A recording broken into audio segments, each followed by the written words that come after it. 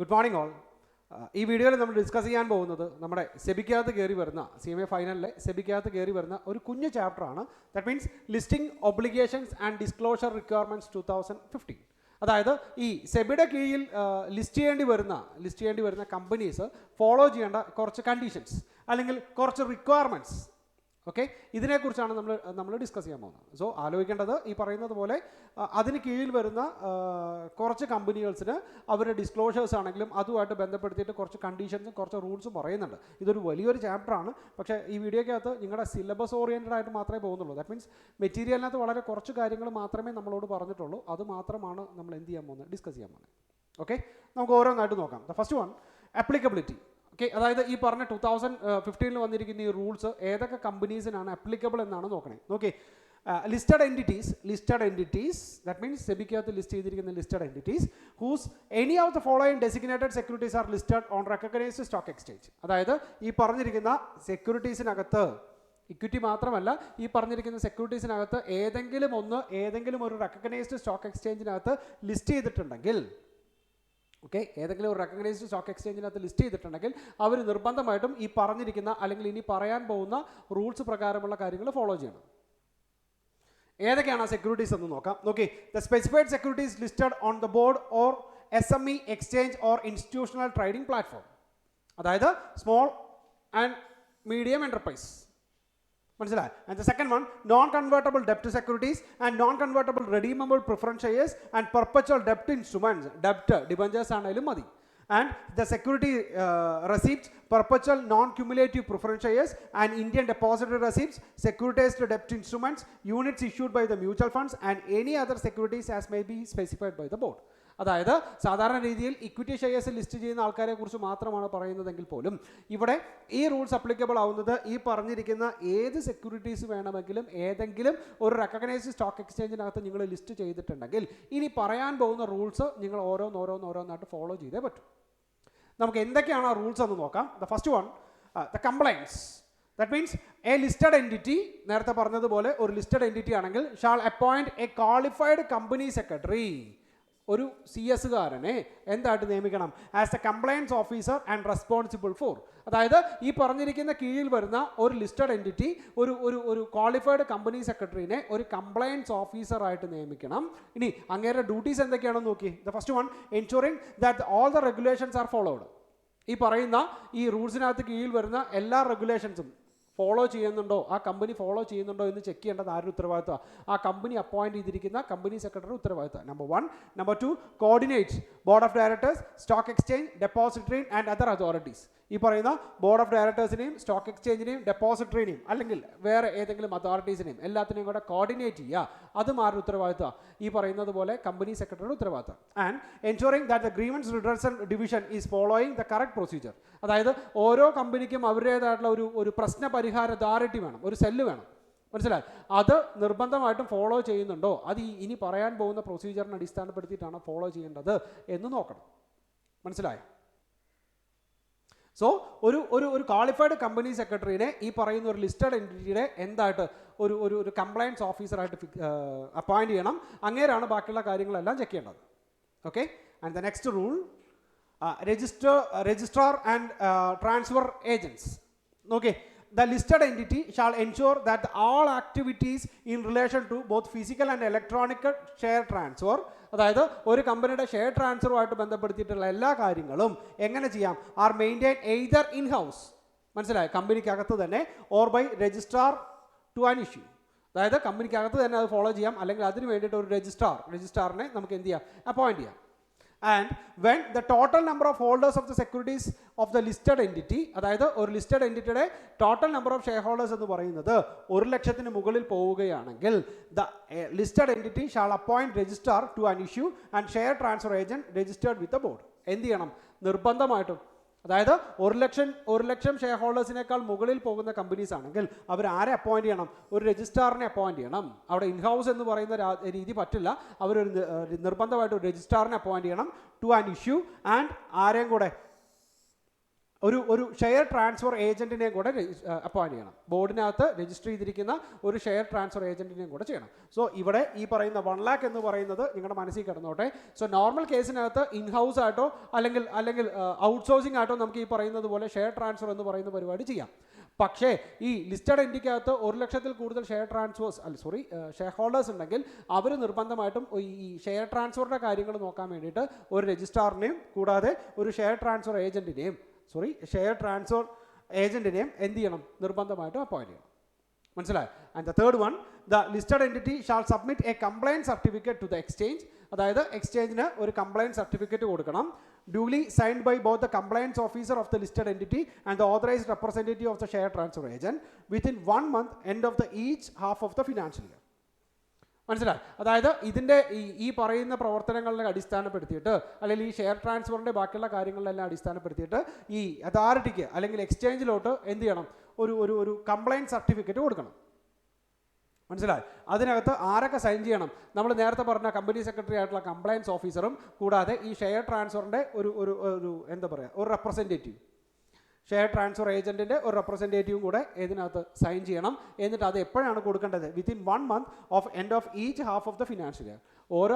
Financial ഇയറിൻ്റെ ഓരോ 6 മാസം കഴിയുമ്പോഴും ഒരു മാസത്തിനുള്ളിൽ ഒരു 6 മാസത്തെ ഡീറ്റെയിൽ ആയിട്ടുള്ള കംപ്ലയിൻറ്റ് സർട്ടിഫിക്കറ്റ് ഹാജരാക്കണം. മനസ്സിലായി? And the next one, preservation of documents. Regulation number 9 പറയുന്നത് ഈ പറഞ്ഞിരിക്കുന്നത് പോലെ നമ്മുടെ ഈ ഡോക്യുമെൻറ്റ്സ് എത്ര നാളത്തോട്ട് നമ്മൾ എടുത്തു വെക്കണം? നോക്കി, the listed entity shall have a policy. Listed എൻറ്റിറ്റിയുടെ പോളിസിയെ കുറിച്ചാണ് പറയണേ. For preservation of documents approved by the board of directors classifying them at least 2 category as follows. അതായത് കമ്പനിയുടെ പോളിസി അനുസരിച്ച് കമ്പനിക്ക് എന്ത് ചെയ്യാം? ഈ പ്രിസർവേഷൻ ഓഫ് ഡോക്യുമെൻറ്റ്സ് എന്ന് പറയുന്ന സാധനം ചെയ്യാം. അതല്ലെങ്കിൽ ഈ ഡോക്യുമെൻറ്റ്സ് പ്രിസർവ് ചെയ്യാൻ വേണ്ടിയിട്ട് കമ്പനിക്ക് ഒരു പോളിസി ഉണ്ടാക്കാം. ആ പോളിസിക്ക് അടിസ്ഥാനപ്പെടുത്തിയിട്ട് പറയുന്നത് എന്താണെന്നറിയാമോ? മിനിമം ഈ പറയുന്ന ഡോക്യുമെൻറ്റ്സിനെ അല്ലെങ്കിൽ ഈ പോളിസീനെ മിനിമം ഒരു 2 കാറ്റഗറിയിലെങ്കിലും നമ്മൾ തരംതിരിക്കണം. That means classify them in at least 2 categories as follows. മനസ്സിലായി? ഏതൊക്കെയാണെന്ന് നോക്കി. First one, documents whose preservation shall be permanent in nature. അതായത് ഏതൊക്കെ ഡോക്യുമെൻറ്റ്സ് ആണ് നിങ്ങൾ നിർബന്ധമായിട്ടും പെർമനൻ്റ് ആയിട്ട് എടുത്തു വെക്കേണ്ടത് എന്നുള്ളത് നോക്കണം. And the second one, documents with preservation period of not less than 8 years after completion of the relevant transaction. ഒരു ട്രാൻസാക്ഷൻ കഴിഞ്ഞ് മിനിമം 8 വർഷമെങ്കിലും അത് കീപ്പ് ചെയ്യണം. ഓക്കെ, സോ അങ്ങനെ ഒരു പോളിസി നമുക്ക് തയ്യാറാക്കാം. Provided that the listed entity make ഈ document specified in clause A and B in electronic mode. അതായത് ഈ പറഞ്ഞ പോലെ പ്രിസർവേഷൻ എന്ന് പറയുന്നത് നോർമൽ അല്ലെങ്കിൽ ഫിസിക്കൽ മോഡിൽ മാത്രമല്ല ഇലക്ട്രോണിക് മോഡിലും കൂടെ ചെയ്യാം. സോ പറഞ്ഞ കാര്യം എന്താണെന്ന് വെച്ചാൽ, അതായത് നിങ്ങളൊരു ലിസ്റ്റഡ് എൻറ്റിറ്റി ആണെന്ന് വിചാരിക്കുക. നിങ്ങൾക്ക് ഈ പറയുന്ന ഷെയർ ട്രാൻസ്ഫറുമായിട്ട് ബന്ധപ്പെടുത്തി കയറി വരുന്ന ഡോക്യുമെൻറ്റ്സുകളെ നിങ്ങൾക്ക് എത്ര നാൾ വരെ വേണമെങ്കിലും എടുത്തു വെക്കാം. അത് കമ്പനിയുടെ ഇഷ്ടത്തിന്, കമ്പനിക്ക് ഇഷ്ടം പോലെ ആ ഡോക്യുമെൻറ്റ്സ് എടുത്തു വെക്കുന്നതിന് വേണ്ടിയിട്ടുള്ള പോളിസി ക്രിയേറ്റ് ചെയ്യാം. പക്ഷേ ഇവിടെ പറയുന്നത് കമ്പനിയുടെ ഇഷ്ടത്തിന് കമ്പനി പോളിസി ക്രിയേറ്റ് ചെയ്തോ, പക്ഷേ അതിനകത്ത് മിനിമം ഈ പറഞ്ഞതുപോലെ 2 പോളിസീസ് എങ്കിലും വേണം. മനസ്സിലായി? അതിനകത്താണ് പറയണേ ഡോക്യുമെൻറ്റ്സുകൾ അത് ഏതൊക്കെയാണെന്നല്ല ഇവിടെ മെൻഷൻ ചെയ്യണേ. പെർമനൻ്റ് ആയിട്ട് കമ്പനി എടുത്തു വെക്കേണ്ട ഡോക്യുമെൻറ്റ്സ് ഏതൊക്കെയാണെന്ന് എന്ന് പറഞ്ഞിട്ട് ഒരു കാറ്റഗറിയും, മിനിമം 8 വർഷമെങ്കിലും ഡോക്യുമെൻറ്റ്സ് എടുത്തു വെക്കണം എന്ന് പറഞ്ഞിട്ടുള്ള വേറൊരു കാറ്റഗറിയും. ഇങ്ങനെ 2 കാറ്റഗറിയെങ്കിലും ഏതിനകത്ത് ഉണ്ടായിരിക്കണം? ഈ പറയുന്ന ലിസ്റ്റഡ് എൻറ്റിറ്റിയുടെ ഈ പ്രിസർവേഷൻ പോളിസിക്കകത്ത് ഉണ്ടായിരിക്കണം. മനസ്സിലായി? അവിടെ മാൻഡേറ്ററി ആയിട്ട് ഒരു കാരണവശാലും അതോറിറ്റി നമ്മളോട് പറയുന്നില്ല നിങ്ങൾ ഇന്ന ഡോക്യുമെൻറ്റ്സ് ഇന്ന കാലത്തോട്ട് എടുത്തു വെക്കണമെന്ന്. ആകെക്കൂടെ നമ്മളോട് പറയുന്നത് മാൻഡേറ്ററി ആയിട്ട് നിങ്ങൾക്ക് ഈ പറയുന്ന പ്രിസർവേഷൻ പോളിസി മെയിൻറ്റെയിൻ ചെയ്യണം. അതിന് പോളിസി ക്രിയേറ്റ് ചെയ്യണം. അങ്ങനെ പോളിസി ക്രിയേറ്റ് ചെയ്യുന്ന സമയത്ത് ആ ലിസ്റ്റഡ് എൻറ്റിറ്റിക്ക് തീരുമാനിക്കാം എന്തൊക്കെയാണ് ഈ പോളിസിക്കകത്ത് കൊണ്ടുവരേണ്ടതെന്ന്. മനസ്സിലായി? സോ ആ പോളിസിക്കകത്തുള്ള ബേസിക് ആയിട്ടുള്ള അല്ലെങ്കിൽ മിനിമം വേണ്ട 2 കാര്യങ്ങളെക്കുറിച്ചാണ് പറയണേ. അതായത് ഒരെണ്ണം പെർമനൻ്റ് ആയിട്ട് എടുത്തു വെക്കേണ്ടത് ഏതൊക്കെയാണെന്നും കാണിക്കണം, പിന്നെ മിനിമം 8 വർഷമെങ്കിലും എടുത്തു വെക്കേണ്ടത് ഏതൊക്കെയാണെന്നെങ്കിലും കാണിക്കണം. ഇങ്ങനെ 2 കാറ്റഗറിയാണ് അതിനകത്ത് പറഞ്ഞത്. അല്ലെങ്കിൽ മിനിമം ആ 2 കാറ്റഗറിയെങ്കിലും ഈ പറയുന്ന പ്രിസർവേഷൻ പോളിസിക്കകത്ത് വരണം. Okay, and the next one, grievance redressal mechanism. അതായത് ഈ പറയുന്നത് പോലെ സ്റ്റോക്ക് ഹോൾഡേഴ്സിൻ്റെ ആണെങ്കിലും അല്ലെങ്കിൽ ഈ പറയുന്ന ഈ സ്റ്റോക്ക് ട്രാൻസ്ഫർ ചെയ്യുന്ന ബന്ധപ്പെടുത്തിയിട്ട് ഏതെങ്കിലും തരത്തിലുള്ള കംപ്ലയിൻസുകൾ കയറി വരികയാണെങ്കിൽ, അല്ലേ, ഈ പറയുന്ന ഷെയർ ഹോൾഡേഴ്സിൻ്റെ ആണെങ്കിലും എല്ലാവരുടെയും പ്രശ്നങ്ങൾ നമുക്ക് പരിഹരിക്കണം. അതിന് വേണ്ടിയിട്ട് തന്നെ ഒരു സെപ്പറേറ്റ് സെല്ല് കമ്പനിക്കകത്ത് ഉണ്ടാക്കി വെച്ചിരിക്കണം. മനസ്സിലായി? അതിന് എന്തൊക്കെയാണ് ക്രൈറ്റീരിയാസ് എന്നാണ് റെഗുലേഷൻ നമ്പർ 13 പറയുന്നത്. ഞാൻ പറയുന്നത് മനസ്സിലാവുണ്ടോ? ദാറ്റ് മീൻസ് ഈ ഒരു ലിസ്റ്റഡ് എൻറ്റിറ്റീസ് ആണെങ്കിൽ ഈ പറയുന്നത് പോലെ 4-5 ഓണേഴ്സ് മാത്രമല്ല, ഇഷ്ടം പോലെ ഷെയർ ഹോൾഡേഴ്സ് ആയിരിക്കും. അല്ലേ? സോ ഈ ഷെയർ ഹോൾഡേഴ്സിൻ്റെയും അല്ലെങ്കിൽ ഇതുമായിട്ട് സ്റ്റോക്ക് ട്രാൻസ്ഫർ ചെയ്യുന്ന സമയത്ത് വരുന്ന ആൾക്കാരുടെയും പ്രശ്നങ്ങൾ പരിഹരിക്കാൻ വേണ്ടി മാത്രം ഒരു കംപ്ലയൻസ് റിഡ്രസൽ മെക്കാനിസം എന്ന് പറയുന്ന ഒരു സാധനം കമ്പനി ഫോളോ ചെയ്തേ പറ്റും. സിറ്റുവേഷൻ മനസ്സിലായി? അതാണ് റൂൾ 13 പറയണേ. അതിനകത്ത് അല്ലെങ്കിൽ അതിന് വേണ്ടിയിട്ട് അല്ലെങ്കിൽ ഇവരുടെ ഈ കംപ്ലയൻസ് തീർക്കാൻ വേണ്ടിയിട്ട് എന്തൊക്കെയാണ് ചെയ്യേണ്ടത് എന്നാണ് നോക്കണേ. ദ ഫസ്റ്റ് വൺ നോക്കേ, the mandatory registered with score. ഈ സ്കോഴ്സുമായിട്ട് മാൻഡേറ്ററി ആയിട്ട് രജിസ്റ്റർ ചെയ്യണം എന്നാണ് പറയുന്നത്. സ്കോറിൻ്റെ ഫുൾ ഫോം ആണ് പറഞ്ഞിരിക്കുന്നത്.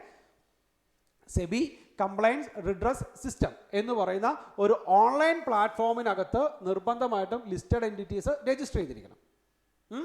Platform or other electronic platform or system of the board and filing the quarterly statement with respect to. That means നിങ്ങളൊരു listed entity ആണെങ്കിൽ നിങ്ങൾ ഈ പറയുന്നത് പോലെ സെബിയുടെ സ്കോർ എന്ന് പറയുന്ന പ്ലാറ്റ്ഫോമിനകത്തോ അല്ലെങ്കിൽ അതോറിറ്റിയുടെ കീഴിൽ വരുന്ന വേറെ ഏതെങ്കിലും ഒരു പ്ലാറ്റ്ഫോമിനകത്തോ നിർബന്ധമായിട്ടും രജിസ്റ്റർ ചെയ്തിരിക്കണം. നിങ്ങളുടെ കമ്പനിയുടെ പേരൊക്കെ പറഞ്ഞ് ഓക്കെ നിങ്ങൾക്ക് ഇത്രയും ഷെയർ ഹോൾഡേഴ്സ് ആണ് എന്നൊക്കെ പറഞ്ഞിട്ട് അവർ പറയുന്ന ഡീറ്റെയിലിൻ്റെ അടിസ്ഥാനത്തിൽ നിങ്ങൾ നിർബന്ധമായിട്ട് രജിസ്റ്റർ ചെയ്തിരിക്കണം.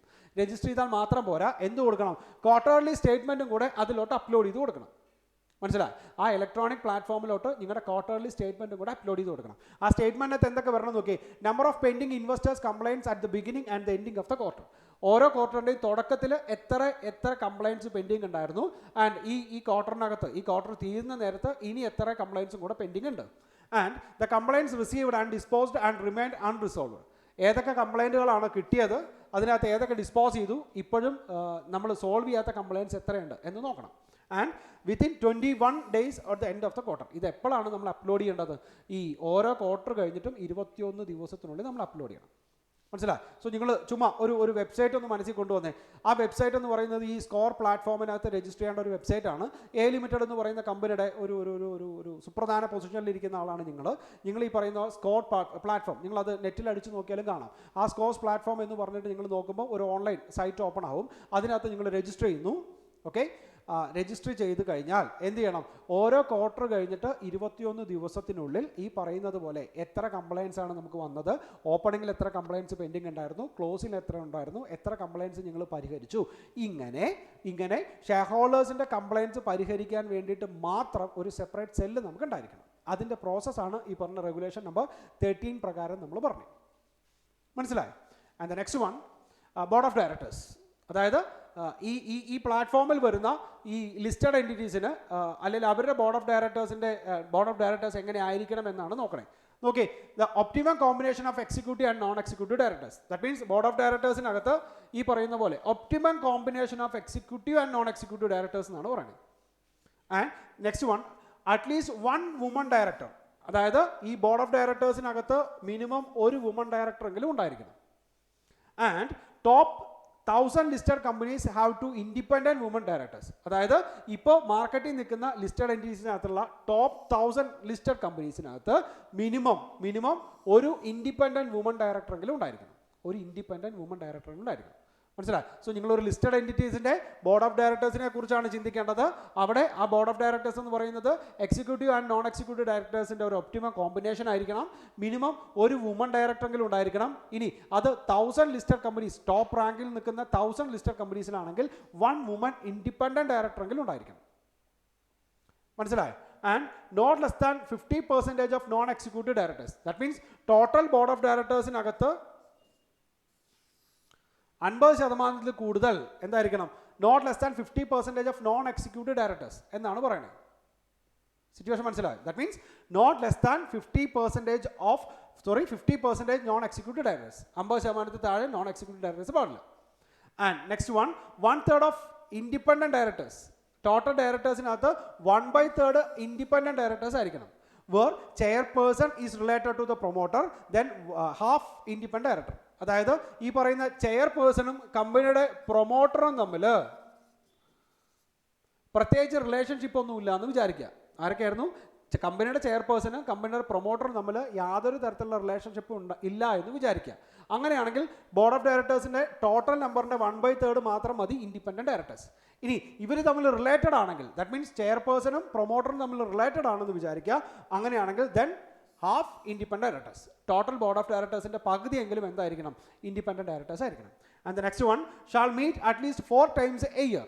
ഒരു വർഷം ബോർഡ് ഓഫ് ഡയറക്ടേഴ്സ് 4 പ്രാവശ്യമെങ്കിലും മീറ്റിംഗ് കൂടിയിരിക്കണം. And the board meeting board meeting to have a maximum time gap 120 days between any two meetings. മനസ്സിലായി? ഒരു മീറ്റിംഗ് കഴിഞ്ഞ് 120 ദിവസത്തിനുള്ളിൽ അടുത്ത മീറ്റിംഗ് കൂടെ കൂടിയിരിക്കണം. സോ മീറ്റിങ്ങിനെ കുറിച്ച് 2 കണ്ടീഷൻസ് ആണ് പറയണേ. ഒന്ന്, ഒരു വർഷം മിനിമം 4 ബോർഡ് മീറ്റിംഗ്സ് എങ്കിലും നടന്നിരിക്കണം. ഇനി ഒരു മീറ്റിംഗ് കഴിഞ്ഞ് 120 ദിവസത്തിനുള്ളിൽ തന്നെ രണ്ടാമത്തെ മീറ്റിംഗ് നടന്നിരിക്കണം. ദാറ്റ് മീൻസ് ആ ടൈം ഗ്യാപ്പ് എന്ന് പറയുന്ന 2 മീറ്റിങ്ങിൻ്റെ ടൈം ഗ്യാപ്പ് എന്ന് പറയുന്നത് 120 ദിവസത്തിൽ കൂടരുത്. And a person shall not be director of more than 7 listed companies. ഒരാൾ 7 കമ്പനീസിൻ്റെ 7ൽ കൂടുതൽ കമ്പനീസിൻ്റെ എന്താവാൻ പാടില്ല, ഡയറക്ടേഴ്സ് ആവാൻ പാടില്ല. സോ നിങ്ങളൊരു വ്യക്തിയാണ്, നിങ്ങൾ ഒരു ഡയറക്ടർ ആണെങ്കിൽ, ഒരു കമ്പനിയുടെ ഡയറക്ടർ ആണെങ്കിൽ നിങ്ങൾക്ക് മാക്സിമം 7 കമ്പനിയുടെ വരെ മാത്രമേ എന്താവാൻ പാടുള്ളൂ, ഡയറക്ടർ ആവാൻ പാടുള്ളൂ. ഓക്കെ.